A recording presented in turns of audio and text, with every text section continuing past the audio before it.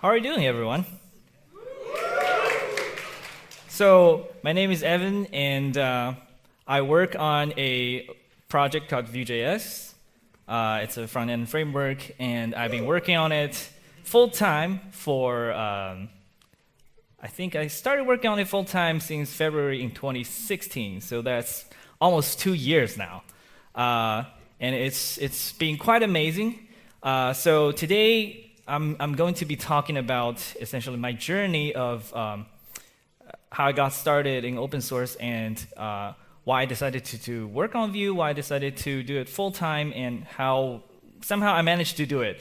To be honest, I think I'm extremely lucky, and I'm extremely grateful that I can do what I do today. And I think that wouldn't be possible without the support of all the wonderful people who've either financially supported Vue or have contributed code to the project. So this is not just about me. This is really about everyone involved in the Vue project. And I would first want to say thank you to everyone involved.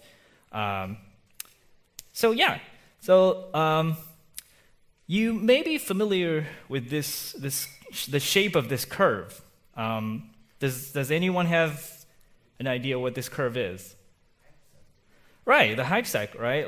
There is this thing called the technology adoption cycle or hype cycle that a new technology comes into existence. It triggers, then there is this peak of inflated expectations. Everyone just goes crazy about it, like this is the next best thing. And then after a while, it dies down, and some early adopters are like, well, it's not as good as we thought. And then, expectation comes back up a little bit, and eventually you reach sort of like a plateau of productivity. But this isn't. I'm not really talking about the life cycle of Vue in here. What I want to make an analogy for is our involvement in open source has this really similar pattern for a lot of people. Not necessarily everyone, but from what I've seen, or at least my personal experience, when I first got into open source, there was this period of extreme excitement. I just got into it. Everything is just like so fancy, so cool. I want to just get my hands on it. I want to write some code, put it on GitHub, and get my name out there.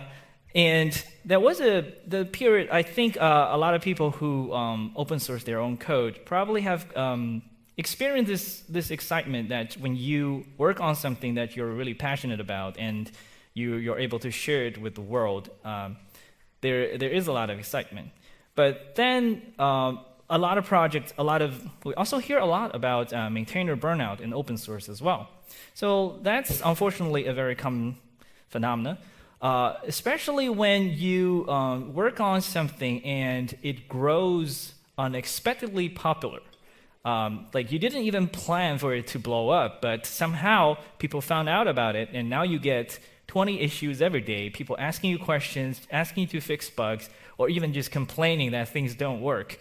And you get, so your involvement with open source starts to get weird, and sometimes you even dread just opening your inbox because you know there's going to be a bunch of issues waiting for you. And you drop down to this trough of burnout. And this is the stage sort of decides where this project goes next. Some people are able to find a better way to deal with the issues, figure out ways to get through this phase, and then somehow they find a balance again, and then enjoy sort of do open source in a very healthy, sustainable way. But a lot of people also they drop off, and the project gets abandoned, and they just burn out, and they're like, I'll never do open source again. So that's unfortunate. Personally, I think I've got through that stage now, and I'm pretty happy with the way I am doing open source right now. So I want to just kind of walk through the steps that I took, and a lot of this is like the way I saw it. It's not necessarily what every open source project experiences, but I'll try to sort of relate it to some other projects that I know in that sense. So getting into open source, So when I first started, when I was in college, I didn't study computer science. I was an art major. Um, the takeaway here is I didn't know what I was doing. I had no idea that I would be writing code and doing open source for a living. So my first real programming language was actually ActionScript. I started playing with Flash and all these interactive little experiments quite early on, but never got serious about programming until I think I was in the final year of my college. I was doing art projects, and I wanted to do new media stuff. I wanted to do interactive art, and I thought I need to be able to actually write proper code. So I taught myself ActionScript 3. That was my first real programming language. And later on, Google at that time was really pushing web technology, and they did this whole series of projects called Chrome Experiments, which involved 2D physics in the browser and some 3D, Vue.js, 3D in the browser. At that time, it was really mind-blowing to see things can work like that in browsers, and that sort of triggered me to start learning JavaScript, because the cool thing about JavaScript is when you write things for the web, you can just send anyone an URL and they can open it. It's instant. You can share it with anyone. So that was also JavaScript was if it's written for the web, then it's by nature it's open source, right? Although a lot of people we minify our code today, but back then a lot of the projects you can just open the page, inspect the source, and kind of see what's going on. And for me, it was also really great because when I see a code experiment, I always want to just crack open the code and see how it's done, and I try to learn from it. So in that sense, I learned a lot about how to write JavaScript by just reading other people's code. So later on, why is the emoji not showing up? There's supposed to be a pondering emoji right there. But this slide was just about when I was working at Google. So I was working there as a creative technologist, and there was some rumor said that I worked on Angular. That's not true. I didn't work on Angular. I worked with Angular though. There was a few projects that I worked on that used Angular 1, and there are certain things that I liked about Angular. And to be honest, Vue, especially the first version of Vue, was essentially a simplified version of Angular. There was a lot of inspiration taken from there, but at the same time, the primary motivation that I started experimenting with the idea of writing a framework was because for my use case back then, Angular was a bit heavy. There were a lot of things that I felt I didn't need in my project, so I wanted to extract the parts that I felt that was really helpful, and that was also sort of I want to see if I could implement it myself. So that was a very, very straightforward reason for trying to do something like that, and it was just all an experiment in the beginning. I think I started working on Vue. The first commit was in June 2013. So that's almost 4 years now, and more than 4 years actually. And I'll be honest again, when I wrote that line of code, I had no idea it would become what it is today. I didn't even think about what it would become. All I thought about was, I want to create something that I would be able to use just for myself. That was a very straightforward motivation back then, and the name Vue didn't came into existence until a few months after that, because I just hacked together a little prototype and sort of tweaked it over time, and eventually, when Vue was actually released, it is already February 2014, and that's the moment for me. It's like getting into this excitement mode when I was preparing for the release. And I believe I worked on it when I was preparing for the release, especially when I was trying to get the documentation ready. I just worked on it 12, 13, 14 hours a day. And I didn't really felt like I was investing in time, because it's just something that I enjoyed doing, and it's like it's more like entertainment for myself. Just want to get something really good out of the door. And after releasing it, I even wrote a blog post, like just sort of documenting what I did, preparing for the launch, and what I did after the launch, just trying to get the word out there. And at that time, so this was like the first real project that I would say it's open sourced, because I had a lot of repos on GitHub already, but none of them had any formal documentation. None of them had even release schedules or cycles, anything like that. But this was the first time I started to think about a project in the sense of how an open source project should probably have, right? You need README, you need a guide, you need documentation. People should be able to figure out how to use your library, and they should know every time you release something, you need to have a change log of what's going on. And I enjoyed doing that in the beginning for quite a short period of time. That was the peak of excitement. And you can see there in my graph, all the dark colors. I think these are like close to 100 commits in that day when I was tweaking the documentation.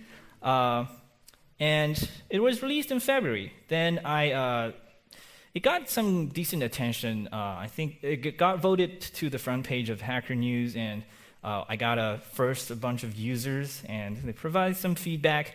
But back then, nobody was like brave enough to actually use it in production. They're like, oh, cool, shiny toy, but no thanks. But people tried it out, and I answered questions, I fixed some obvious bugs. And after a while, I kind of got bored of it. I was like, I guess that's it for this project, because interest was kind of dying down. So you can see after that, for a while, I didn't do much. I was kind of focused just on my day job. But then after the period after that, then I sort of, after a while, I reignited my sort of responsibility side of me, and I wanted to try to stick to the project and see how far I can actually take it. So that's later that year, I started working on Vue again, and started to carefully plan like what each version, the features that I want to release in each version, and try to do things like a proper maintainer. And I got myself back on track, and worked on it a bit more, and I think I released a new breaking version later that year. So all of I think in the first year, it was still largely for me. While I worked on it, I really enjoyed it. Even it was in my spare time, even when it's mostly out of my day job, I was able to do it because it's just, for me, working on Vue back then was like watching a movie or playing games. It's addicting to some extent. But things didn't really last that way, because the reason it was okay for the first year is because Vue wasn't really famous back then. Very few people actually use it in production. So the number of bugs that I get, very few, and I could, for the most part, I could just do whatever I want with the project. I don't even have to tell anyone what I wanted to, like today I want to change this behavior, and next day I release a breaking version. In the first year, that was not much of a problem. But as the project it grows, you have a user base, you start to have a community, and you start to realize the real responsibilities start to creep in. And so I think the second period of burnout came when I worked quite hard before Christmas, and during that period, we start to get real serious bugs, and run into real things that kind of start to make me feel like it's less enjoyable to actually work on the project. So when the project grows up, I started to realize maintaining open source is a demanding job. Everything is flowers and unicorns until you become successful, and becoming successful at the same time essentially means you get way more demand of attention. And that demand for attention, if you didn't have experience knowing how you should deal with it, it could easily be dragged down to this endless list of things that's crying for attention. Every day you wake up with emails.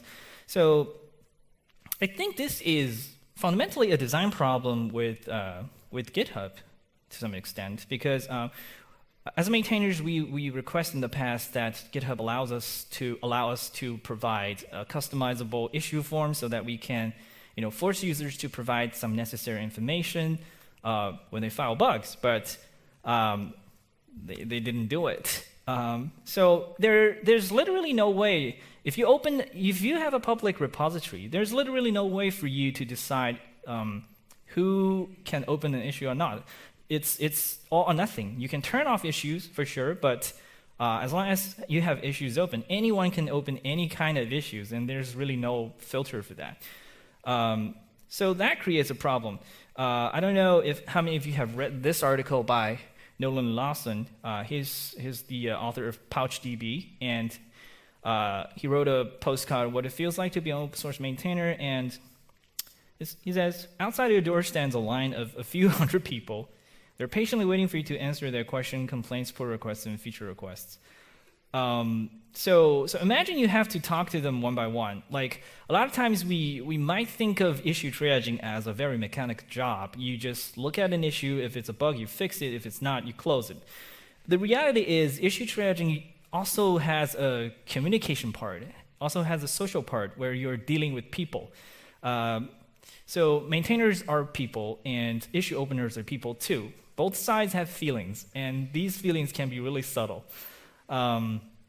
Sometimes the maintainer, like on my side, like sometimes the user would open an issue in a really demanding tone or entitled tone that makes me feel really uncomfortable. I feel like so the conversation feels weird because you're providing something for free, while the other party feels like you owe him because you provided something for free. Other times, when the user creates an issue or a suggestion or a pull request, and sometimes because you're the maintainer and you have the context of why this feature might not fit and why this feature might not be a good idea, and you know it instantly. And for you, the most efficient way is just close the issue. But for them, they probably spend several hours thinking about this, coming up with a draft, or even write the code to open the pull request, going through all the troubles. How can you just close my pull request like that? So you need to come up with a reasonable response, being polite while still explaining all the contextual information. You have to pull everything through because you've been involved with the project for so long. You have to pull all the things together, extract them into something that's concise and understandable, explain why you can't merge this pull request, and still, all the while trying not to hurt people's feelings.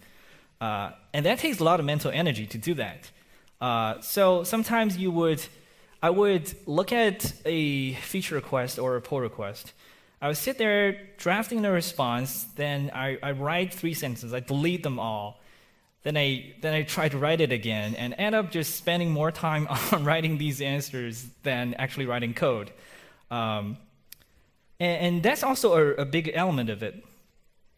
Then there's another type of users who open bug requests with just 1 sentence, or with an error message without a stack trace. And can you help me fix this? So in the early days, like if you're a new open source maintainer, you'll be like, sure, but can you provide more information? Can you at least give me the stack trace? What version are you using? What operating system are you on? What browser are you using? And then every time you ask something, you get that bit of information back and only that bit of information back. So this goes back and forth, and you spend maybe a few days just to extract the basic information needed so that you can actually take a look at the bug itself. And then you find out it's not really a bug, it's just the user was using the API wrong.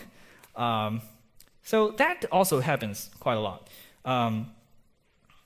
So the communication costs in issue triage is really, there are certain ways to fix it, which I have some personal attempts at fixing them my way. It doesn't necessarily work for every project, but I'll talk about it in the later sections.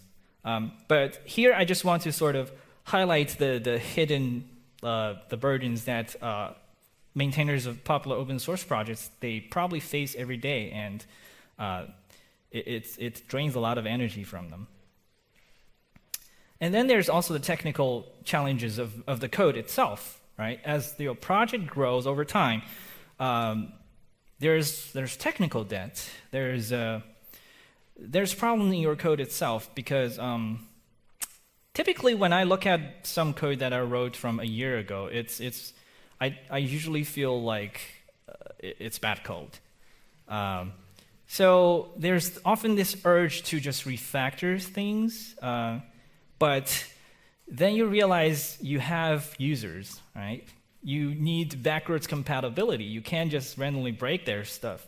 And big refactors are extremely risky when you have a stable user base who expect your code to just work on new releases.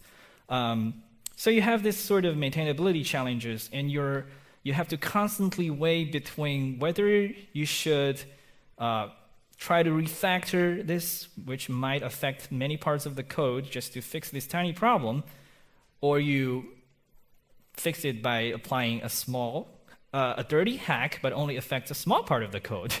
Often there are this kind of difficult trade-offs that you have to think about. And then the worst case scenario is you discover some neglected design flaws, fundamental design flaws that's just being in your code all the time, and some user reported a bug, then you discover, oh, crap, I've been doing this all the time. How did it even work all this time? So that happened to me. Today, Vue has been completely rewritten from the ground up 2 times. And every time I rewrite the code, I was able to fix a lot of things that I learned along the way.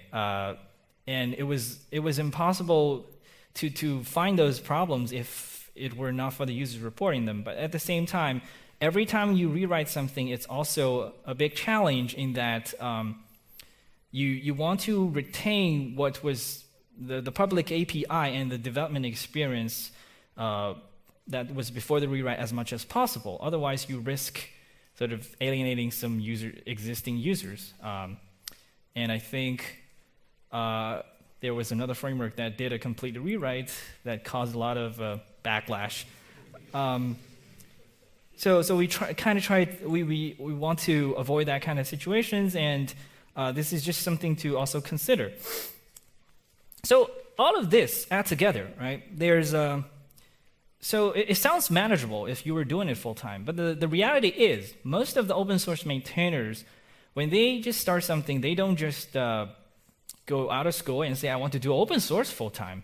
Typically, we have a normal job, and we open source something because we either wrote it to solve a problem that we ran into in our work, or out of personal interest, or because we felt we can solve this technical problem better than someone else.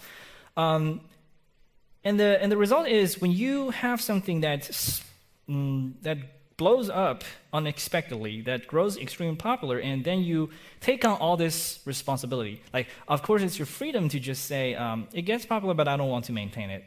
That's your choice too. But for a lot of us, right, the project is your baby, and I'm like, I can't just let my baby just die like that. So I want to keep it maintained. I want to fix the bugs. I want to make my users happy. And in the end, you do all these extra hours outside your day job, and it kind of wrecks your life-work balance quite a bit. So I think for a certain period of my life, I worked normal day job hours. I commute 2 hours on the way, and I go home and I work every day until midnight on Vue.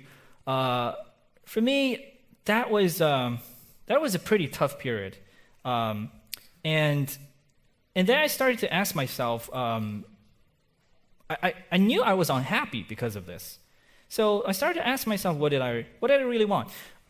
If it made me unhappy, why don't I just drop Vue? Like I could just forget it. But then I realized I don't want to, because I still get satisfaction by just working on it. I still get a lot of satisfaction. The main reason that I was unhappy was because it was taking up so much time that I don't have any time for other things in my life. And that's the main reason. So what I wanted to do was just to gain back the balance so that I can work on things that I enjoyed working on while having a life. And in order to do that, I have to quit my day job. So that was the only conclusion I could arrive at. I'm not sure if this would be the conclusion for everyone, but for me back then, I just weighed all the options together. I'm like, this is the only way to make me happy again. So I had to do it. So I started to go on this slope of rebalancing and try to find a way to fix it. And I decided, say, it's time to just take the leap and do it full time. Well, obviously, I wouldn't make the decision if it was not like obvious, if I had no idea how to do it. So back then, Vue is already getting more popular than I ever hoped for. Not as popular as it is today, but still, I felt like there were enough users in the world using it. There were commercial companies using it as well, and I felt, there are probably ways to just make some money by working on this. If a company uses Vue, they can hire me to consult for them. Maybe I can, write a book. I can make videos. I can offer training. So I've thought about all these possible ways of doing it, and but then I felt like, what if I could just somehow let people pay me so I can keep just focusing on Vue itself? It felt like something too good to be true in the beginning, but I thought it doesn't hurt to just try. And back then, Dan Abramov, who works on the React team, at that time he wasn't at Facebook yet, and he was working on React Hot Loader, and he started a little thing on a website called Patreon. So Patreon is a platform that allows creators to accept recurring pledges from other users. So people can essentially subscribe and pay you money every month, and in return for something you create for them. Most of the creators on Patreon are in the art world. They're either producing podcasts or artwork or videos, and very few of them were actually doing like programming work, because for open source projects, the deliverable is really a blurry concept. You can't say I guarantee that I will fix 10 bugs a day, or so for me, but the idea is nonetheless interesting. So Dan was able to get, I think, $50 something a month working on React Hot Loader.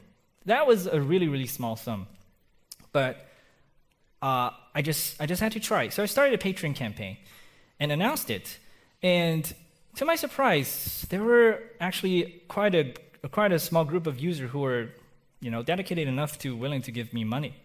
So I got several hundred monies in the first day, several $100 a month in the first day, and then a friend of mine who he was involved with a company startup in China, and their company has this fund that supports open source. So he told me, hey, we will just donate this fund to you for 6 months. That's $2,000 every month for 6 months. And to me back then, it was just all I needed to actually make the jump. I'm like, okay, if I have a word, I'll just do it full time. Let's see where we can take this. So that really helped me to just make the decision and start doing it. And very luckily for me, so I think I was lucky enough to hit a very positive cycle in the sense that once I started doing it full time, I was able to spend much more time working on Vue. I closed a lot of issues, essentially cleared all the stale issues, and then started working on new features. I started working on a complete rewrite of Vue 2.0 after I started working full time. And Vue 2.0 was a great improvement, which brought Vue more attention. And that further attracted more sponsorship through Patreon, and which eventually allows me to get enough money to sustain me and my family, and then I can work on it full time. So this is my story, but founding open source is really probably a lot more complicated than this. I think. So to be honest, I'm probably the only person doing open source on Patreon with this level amount of monthly income, and I totally agree. I'm extremely lucky and probably a very unique case in the open source world. But founding open source, there are other possibilities, and I would encourage developers who want to try these things to explore all of these possibilities. So there are other developers who are trying Patreon like I did. Feroz, he's the author of WebTorrent and Standard.js.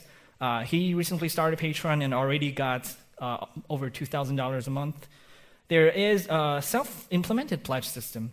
Verge and Haverbig, I'm sorry if I pronounced it wrong, but he's the author of Code Mirror and Turn.js, Prose Mirror, a number of very high-profile open source JavaScript projects, and Acorn, the JavaScript parser. So he has implemented his own pledging system that allows people to donate, and he collects, I think currently, he has a goal of 5,000 euros a month, and he's currently at like 3,000-ish.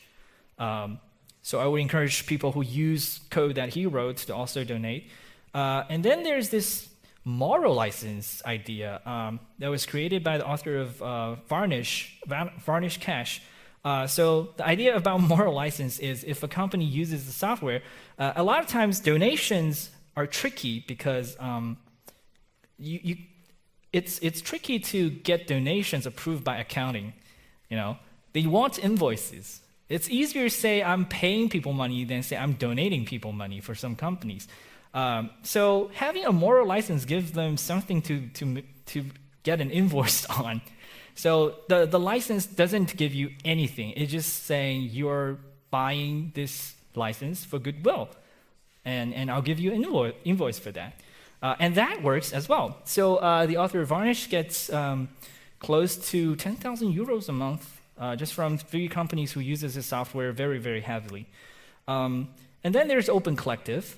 So Open Collective is more towards teams where funds donated to Open Collective projects are deposited there, and team members can then expense out of the fund with a transparent expense history. So Webpack is the most successful project that's using Open Collective with I think $280,000 a year in their funds, supporting multiple developers working on the project. And then there's freemium dual licensing. So some open source projects, especially specialized projects, they got extremely popular. So the developer decided to offer a more powerful version, which is issued under a different license. So the open source version, you can use it at will in any kind of projects, but if you want to use the more powerful version, you need to purchase a license. Sidekick is probably the most successful one. And Green Socks is the animation library, which is also doing pretty well with this model. Isotope is a grid layout system. AG-Grid is a enterprise financial grid component. So all of these have been doing pretty well using the dual licensing model. And then you can build a product around an open source project. NPM was an open source project, and now it's a company. Sentry, the error tracking service, started as an open source project.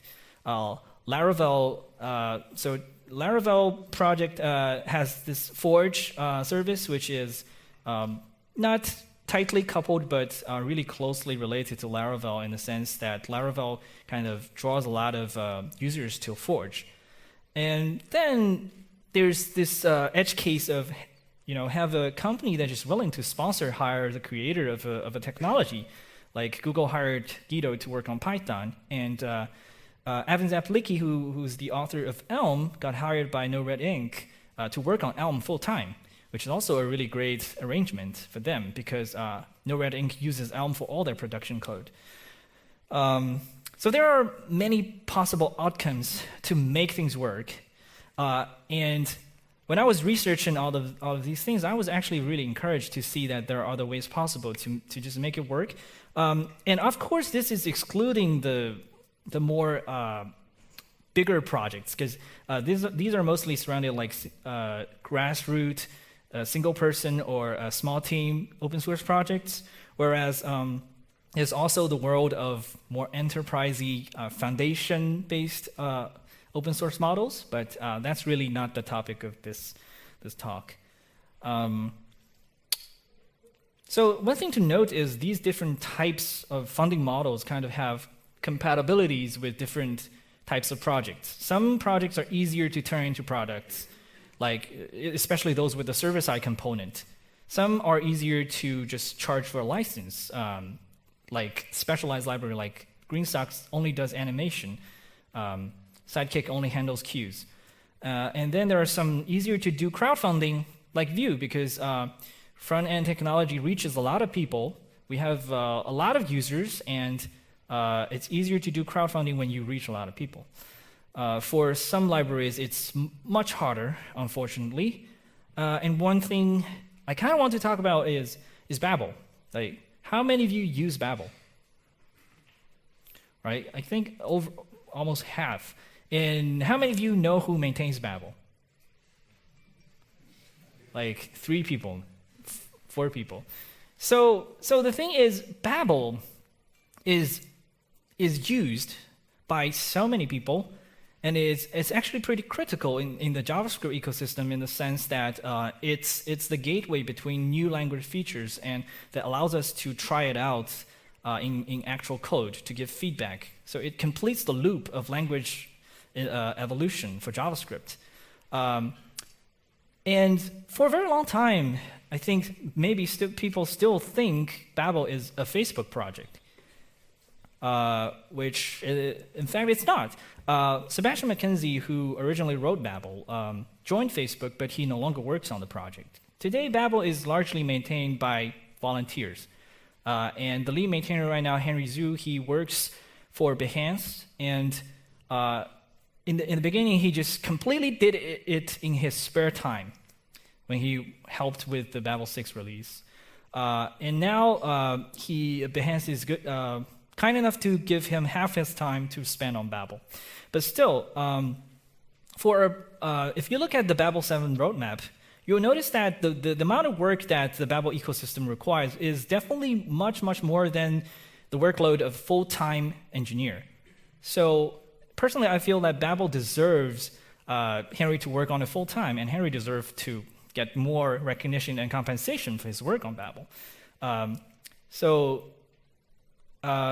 And unfortunately, it's not that easy for people to pay for Babel, which is a very indirect and infrastructure level thing. So this tweet was like, we want to pay $20,000 a month for SQL Server.